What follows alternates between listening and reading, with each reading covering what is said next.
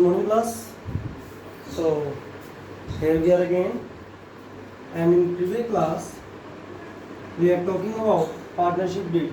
पिछली क्लास में हम पार्टनरशिप डीड के बारे में बात कर रहे थे. आज हम उस कंसेप्ट को कंप्लीट करेंगे. पहले कि पार्टनरशिप डीड क्या होती है. मैंने आपको बताया था कि partnership deed is an agreement. एक एग्रीमेंट होता है between partners. Agreement between the partners, ये एक एग्रीमेंट होता है पार्टनर्स के बीच में. और पार्टनरशिप डीड में क्या क्या चीज़ें प्रेजेंट होनी चाहिए उसकी बात करेंगे. तो सबसे पहली बात है कि पार्टनरशिप डीड में होना चाहिए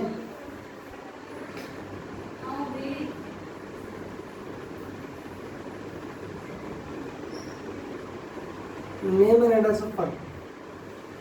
कि जिस फर्म के अंदर पार्टनरशिप होने वाली है, कि जिस फर्म के अंदर वो लोग पार्टनर्स बनने वाले हैं, उस फर्म का नाम, उसका एड्रेस. सेकंड है name of partners and their address. कि जितने पार्टनर्स हैं, कि जितने पार्टनर्स उस पार्टनरशिप डीड में आएंगे, उन सभी के नाम और उनके एड्रेस यहाँ पर मेंशन होने चाहिए. इसके बाद है नंबर 3, ड्यूरेशन ऑफ पार्टनरशिप. कि वो पार्टनरशिप कितने टाइम के लिए बनाई गई है, कितने टाइम तक वो चलेगी, इसको ड्यूरेशन बोलते हैं. ड्यूरेशन मतलब होता है टाइम पीरियड. कि कितने टाइम पीरियड के लिए वो जो पार्टनरशिप है वो बनाई गई है, उसको मेंशन करना पड़ता है किसमें, पार्टनरशिप डीड के अंदर. फोर्थ पार्ट है इसका nature and scope of the firm.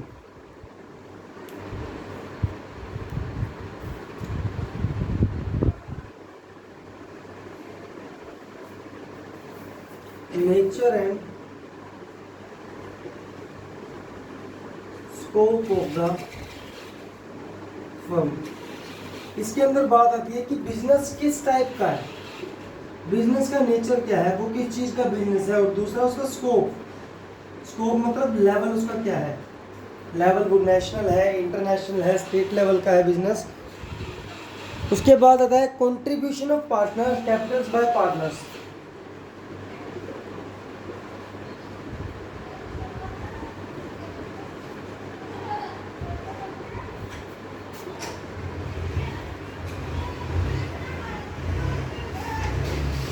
Contribution of capital by partners का मतलब आता है कि उन पार्टनर्स ने कितने परसेंट कैपिटल जो है बिजनेस के अंदर लगाई है.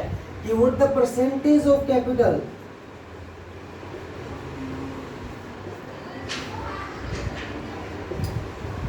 दे आर गोइंग टू कंट्रीब्यूट. क्योंकि जितने परसेंट वो कैपिटल डालेंगे उसी के अकॉर्डिंग उनका प्रॉफिट शेयरिंग रेशियो बनेगा. उसके बाद आती है प्रॉफिट एंड लॉस रेशियो. ये पार्टनरशिप डीड का सबसे इंपॉर्टेंट पॉइंट है, जिसके हम लिखेंगे कि profit and loss ratio.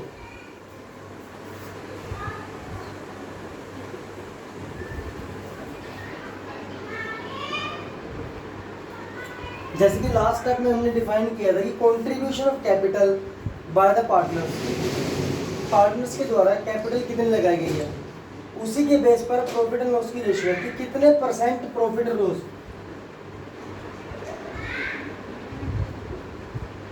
Of profit and loss they are going to share. कि जितने परसेंट वो लोग प्रॉफिट और लॉस को शेयर करेंगे उसको हम प्रॉफिट एंड लॉस रेशियो बोलते हैं. इसके बाद आता है commission and salary of partners.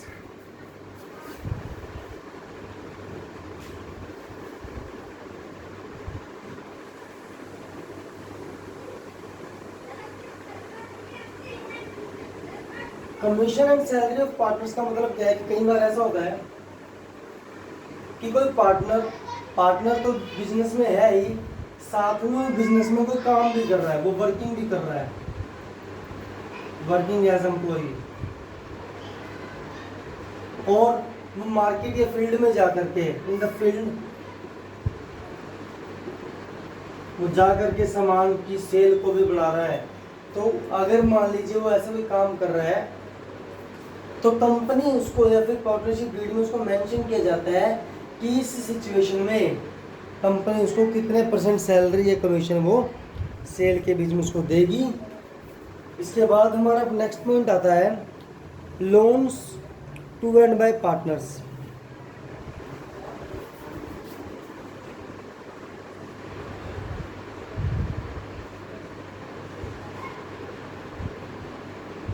To and by partners. ये loan to and by partners के अंदर बात आती है कि मान लीजिए कि अगर किसी पार्टनर को कंपनी लोन देती है, दे सकती है नहीं दे सकती, या फिर किसी पार्टनर से कंपनी लोन लेती है कि जैसे उसने कैपिटल हमारी अपनी इन्वेस्ट किया है, इन फ्यूचर कंपनी को जरूरत है, नीड ऑफ मनी, और वो किसी पार्टनर से पैसे ले लेती है, वो एज ए लोन लेती है, एज ए लोन वो पैसे लेती है। उसका इंटरेस्ट क्या होगा, कितने टाइम की टर्नओवर होगा, वापसी होगी, दोनों सिचुएशन सभी सिचुएशन वो इसके अंदर मेंशन करेगा कि अगर पार्टनर लोन लेता है तो वो कितने % पर लेगा और कंपनी लेती है तो वो कितने % उसको पेमेंट करेगी। Drawings and interest on it. Drawings के बारे में आप सभी जानते होंगे, मेरे ख्याल से आपके अकाउंट्स की क्लास में इसका बड़ा यूज़ होता है कि ड्राइंग्स क्या होती है। Let me know about the drawings.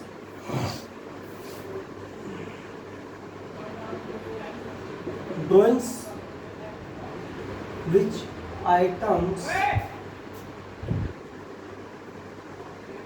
take out by owner from business for his personal use. Drawings का मतलब होता है कि जो आइटम्स कोई भी ओनर या फिर पार्टनर बिजनेस के अंदर से पर्सनल यूज के लिए निकालते हैं, उसको हम ड्राइंग्स बोलते हैं। और उस ड्राइंग्स पर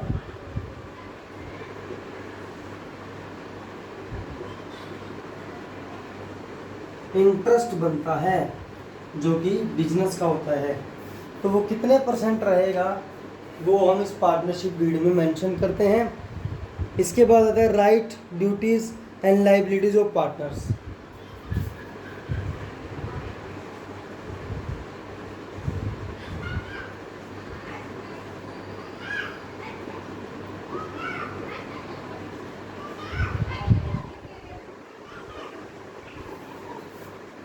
राइट्स मतलब उसके अधिकार, ड्यूटीज बिजनेस के अंदर उसका काम कितना है, लाइबिलिटी की किसी भी पार्टनर की लाइबिलिटी कितनी बनती है बिजनेस के प्रति, देनदारी कितनी बनती है, इन सब का मेंशन पार्टनरशिप डीड में होता है।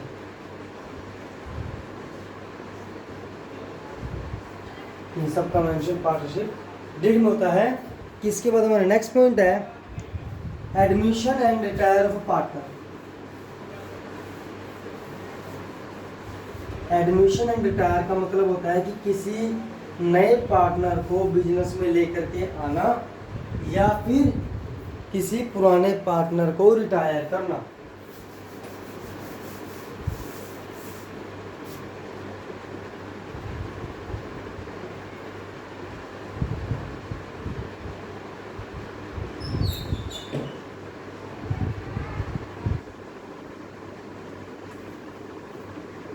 कि एडमिशन के टाइम क्या क्या फॉर्मेलिटीज़ होंगी और रिटायर के टाइम क्या क्या फॉर्मेलिटीज़ जो बिजनेस की होंगी किसी पार्टनर के रिटायरमेंट पर, वो सभी जो है इस डीडी में मेंशन की जाती है कि the admission of retirement of a partner must be according to the provision of the law If there are any special provision agreed to among the partners, it should be clarified या clearly mentioned in the partnership deed. कि अगर कोई special provision बनाया जाता है at the time of admission and the retirement of partner,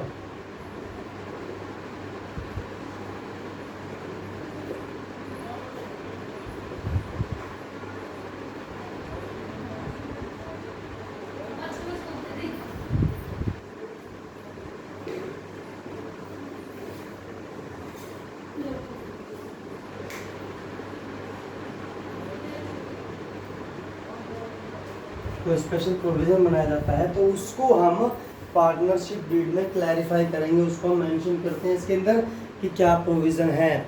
इसके बाद valuation of goodwill. Valuation of goodwill का मतलब क्या होता है कि गुडविल की वैल्यू लगाना। वैल्यूएशन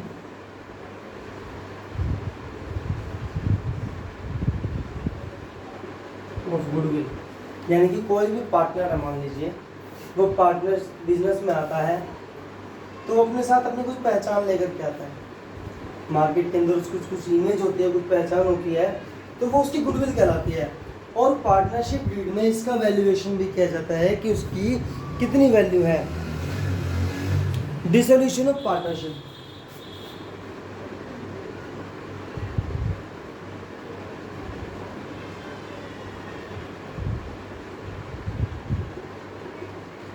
डिसोल्यूशन ऑफ पार्टनरशिप में क्या होता है कि पार्टनरशिप को खत्म कैसे करना है। The deed should be specially state circumstances under which the firm can be dissolute. कि कुछ स्पेशल सर्कमस्टांसेस होते हैं, सर्कमस्टांसेस मतलब कुछ ऐसी सिचुएशंस होती हैं जिन सिचुएशन के बनने पर जो है इस पार्टनरशिप को ख़त्म किया जा सकता है। इसके बाद हमारा आता है डेथ ऑफ ए पार्टनर और his succession.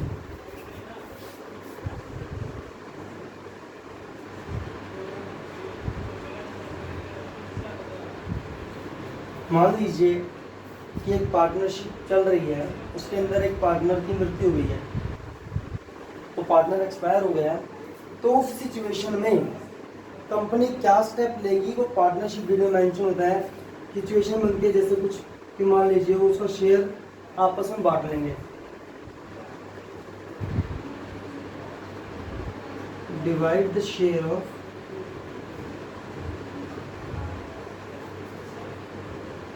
Partner under the name. कि बचे हुए पार्टनर्स के अंदर बढ़ जाएगा तो, या फिर क्या हो सकता है कि उसकी फैमिली का कोई मेंबर आ जाए बिजनेस के अंदर जो उसके प्लेस पर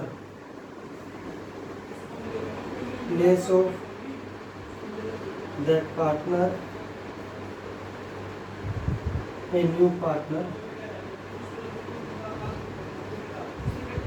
एंटर इन बिजनेस। वो नया पार्टनर बिजनेस के अंदर आ जाता है, वो कंपनी डिसाइड करती है।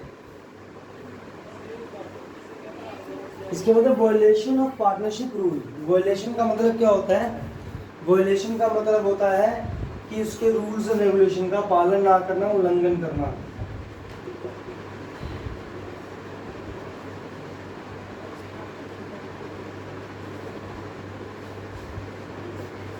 अगर मान लीजिए कोई पार्टनर पार्टनरशिप के अंदर उसके रूल्स को फॉलो नहीं कर रहा है, उसके रूल्स का पालन नहीं कर रहा है, जो कंपनी के लॉ होते हैं अंडर द सेक्शन, जो लॉ कंपनी को मेंशन होते हैं, उनका पालन ना करने पर क्या सिचुएशन, क्या स्टेप उठाया जाएगा वो पार्टनरशिप डीड में मेंशन होता है। इसके बाद हमारा लास्ट है audit of books of accounts. Audits of books of accounts क्या होता है कि जो हमारे बिजनेस में अकाउंटिंग बुक्स होती हैं उनको ऑडिट करवाना पड़ता है टाइम टू टाइम, ताकि जो बिजनेस की सिचुएशन है उसका पता लगाया जा सके।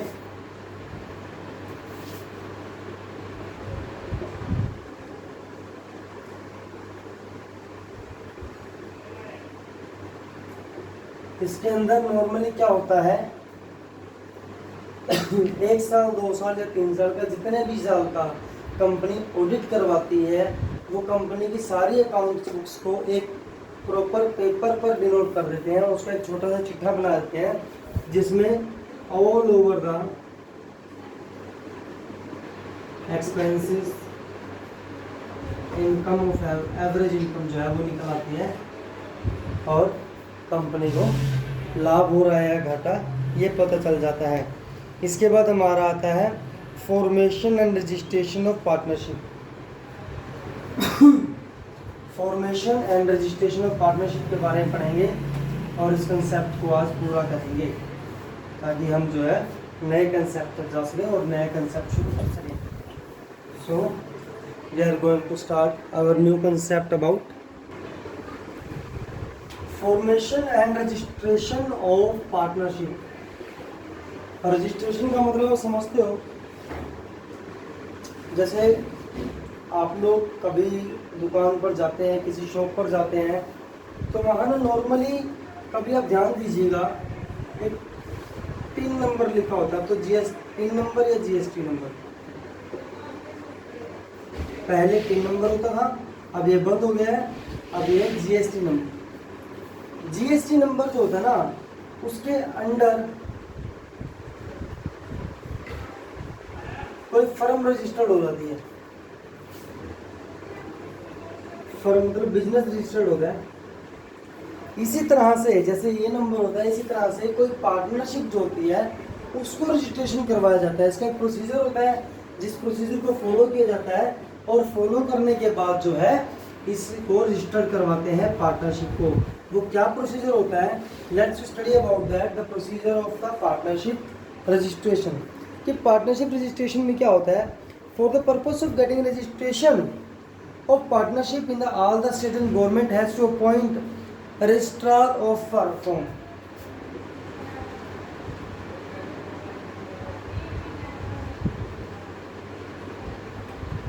कि एक रजिस्ट्रार होता है जो इसकी फॉर्म के एप्लीकेशन को लेता है। रजिस्ट्रार ऑफ फर्म्स होता है जो रजिस्टर्ड करता है कि फर्स्ट ऑफ ऑल आपको उसके पास जाना होता है, उससे प्रिस्क्रिप्टेड फॉर्म भरवाना होता है। फॉर्म को भरवाने के बाद जब वो उसको फिल कर देता है तो उसके बाद आपको कुछ चार्जेस पे करने पड़ते हैं, जिसको फीस बोलते हैं।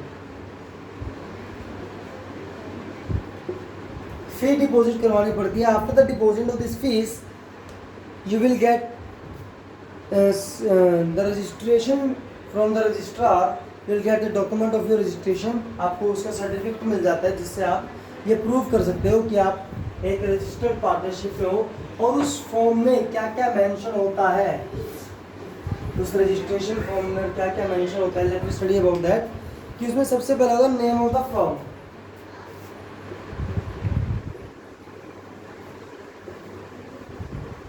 कि जिस फर्म के अंडर आपकी पार्टनरशिप रजिस्टर्ड है उस फर्म का उसमें नाम लिखा हुआ होता है कि वो कौन सी फर्म है। Head office of the business, उसका हेड ऑफिस कहाँ पर है।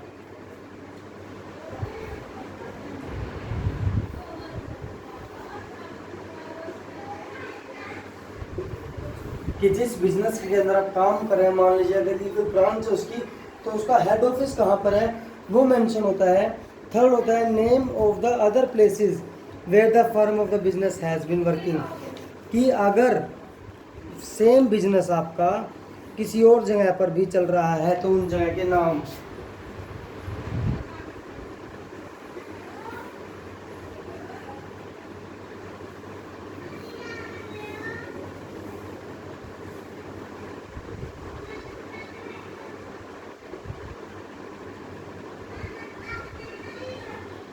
कि जहाँ पर सेम बिजनेस रनिंग कर रहा है उन प्लेसेस का नाम होता है।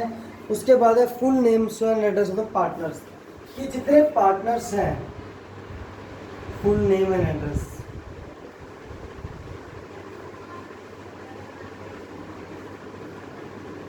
उनका नाम होता है पार्टनर्स का। इसके बाद है date of entry of partners in the firm. कि किस डेट को पार्टनर्स जो है वो उस फर्म के अंदर आए हैं उनके नाम होते हैं। Date of enter in the business, किस डेट को उन्होंने बिजनेस के अंदर एंटर किया है। और उसके पीरियड ऑफ टाइम कि अगर मान लीजिए वो स्पेसिफाइड पीरियड के लिए वो काम कर रहे हैं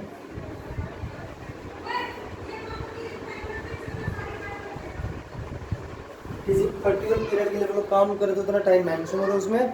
और लास्ट होता है signature of every partners and his opportunities कि जितने पार्टनर्स हैं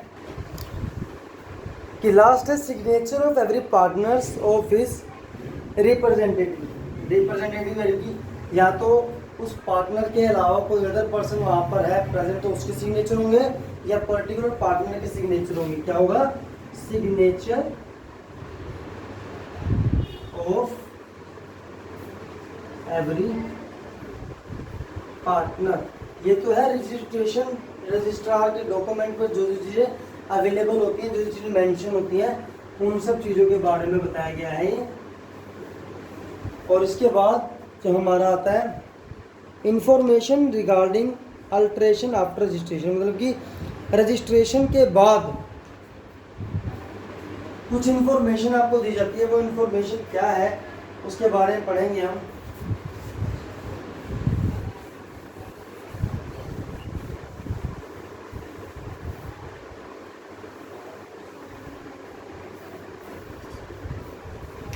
कि सबसे पहले कि after the firm has been registered information about the following changes are required under the Indian partnership act should be conveyed from the registrar with in 14 days. मतलब कि अगर आप रजिस्ट्रेशन के बाद पार्टनरशिप में कोई चेंजेस करते हैं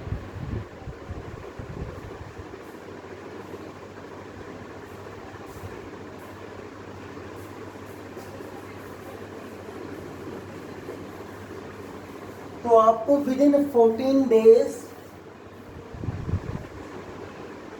अंडर 14 डेज आपको वो इंफॉर्मेशन रजिस्ट्रार को देनी होगी। ठीक है ना, कि रजिस्ट्रार को वो इंफॉर्मेशन देनी होगी कि आपने पार्टनरशिप में क्या चेंज किया है।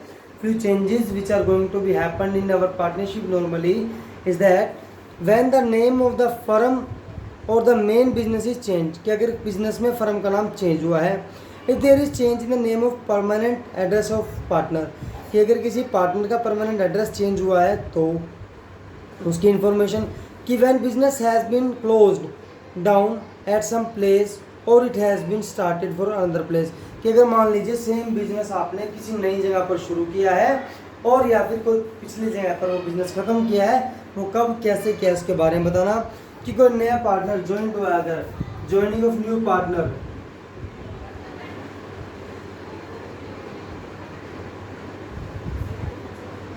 और रिटायरमेंट ऑफ ओल्ड पार्टनर, भी कोई अदर पार्टनर चला गया है तो उसके बारे में इंफॉर्मेशन देनी है। ये the information about the minor partner becoming an adult, कि मान लीजिए बिजनेस में कोई माइनर पार्टनर था, माइनर के बारे में पता होगा आप सभी को कि अगर कोई माइनर पार्टनर था, इज बिकम एडल्ट, वो बड़ा हो गया, एडल्ट हो गया, तो उसकी इंफॉर्मेशन आपको बिजनेस में रजिस्ट्रार को देनी पड़ेगी। इसके बाद एक छोटी सी कंसेप्ट होता है कि जो लोग अपनी पार्टनरशिप को रजिस्ट्रेशन नहीं करवाते हैं, कि मान लीजिए कुछ लोग होते हैं जो छोटी मोटी पार्टनरशिप है तो सोचते हैं चलने देते हैं, कोई ज़रूरत नहीं है इसको रजिस्ट्रेशन करवाने की, तो उनको क्या क्या डिसएडवांटेजेस या अफेक्ट मिलते हैं उसके बारे में पढ़ेंगे। कि अगर पार्टनर्स अपनी पार्टनरशिप को रजिस्टर नहीं करवाते हैं तो number 1, no partners can take any legal action,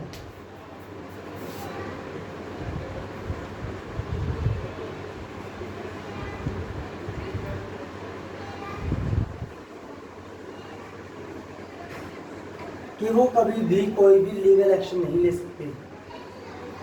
ठीक है, अगर मान लो उनको प्रॉफिट नहीं दिया कंपनी ने, पैसे लेके भाग गई कंपनी, कुछ भी है, तो वो लोग लीगली कंप्लेंट नहीं कर सकते because they are not registered. Second, कि अगर कोई कंपनी उसको उसके राइट्स नहीं दे रही है,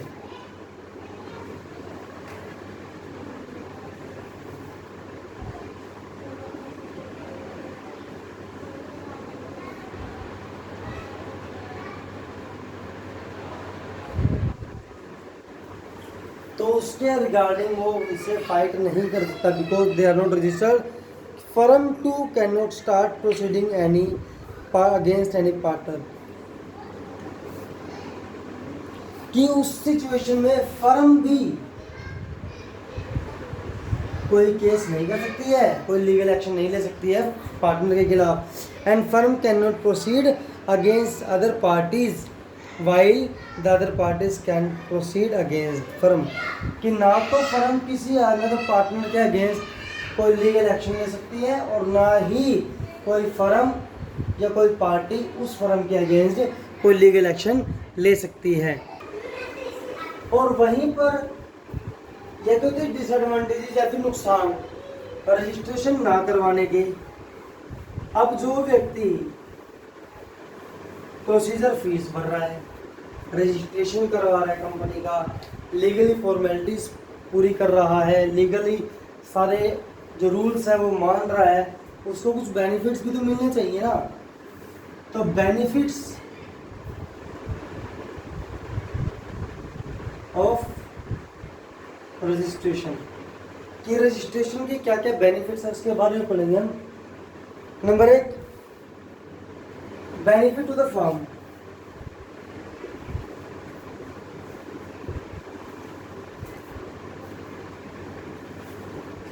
कि फर्म को क्या क्या बेनिफिट होते हैं उसके बारे में पढ़ेंगे कि फर्म को क्या क्या बेनिफिट है। वहाँ पर आपको याद होगा पिछले कंसेप्ट में जहाँ पर उसके लॉसेस थे, फर्म को एक लॉस था सबसे बड़ा कि फर्म किसी भी पार्टी के अगेंस्ट लीगली एक्शन नहीं ले सकती। तो सबसे बड़ा नुकसान है, मान लो कोई पार्टी फर्म के पैसे लेकर भाग गई है तो वो फर्म तो बेचारी कहीं की नहीं रही क्योंकि वो लीगली कोई एक्शन नहीं ले सकती। तो यहाँ पर उसको बेनिफिट मिलेगा, it can take legal action against external party, किसी भी पार्टी के अगेंस्ट वो एक्शन ले सकती है। Benefit to the partners, partners को क्या बेनिफिट मिलेगा कि वो फर्म के अगेंस्ट एक्शन ले सकते हैं।